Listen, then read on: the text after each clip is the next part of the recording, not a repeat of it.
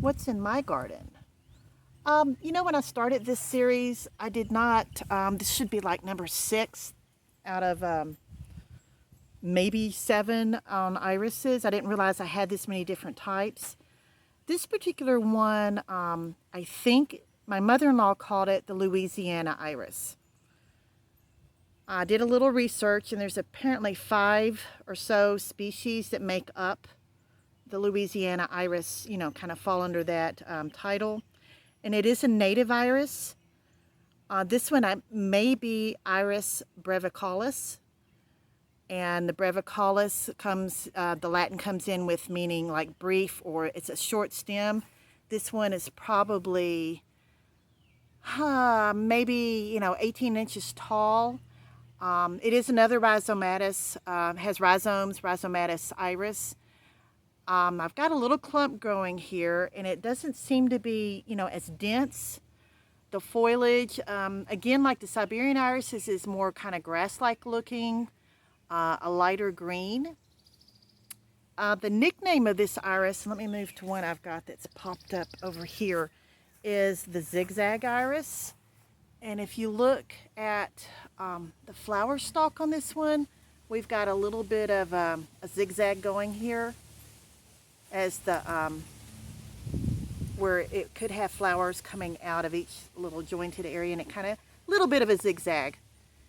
Now this iris, unlike the German irises, they like moist areas. They tend to be more in a woodland setting or along the edges of streams or ponds.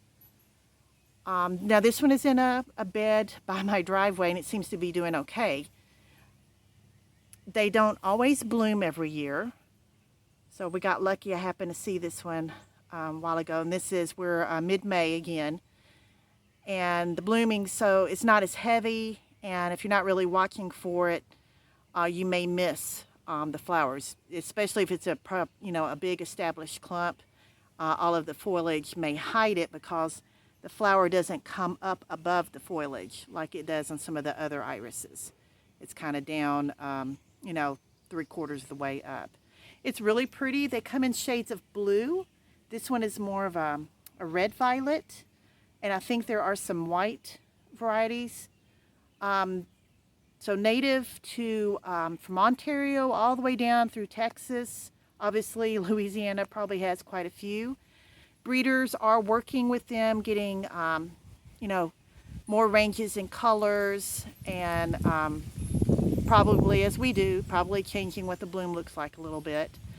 I really don't see a beard. I'm going to have to grab the flower. It's gotten a little bit windy.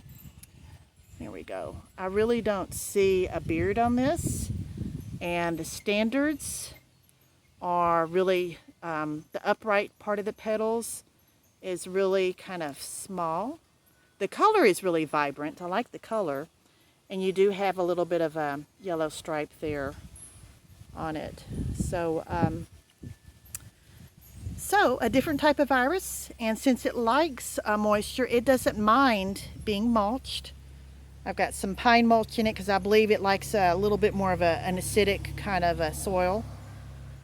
So yet another iris to consider for your garden. Louisiana Iris, or as this one has a nickname of as being the zigzag iris.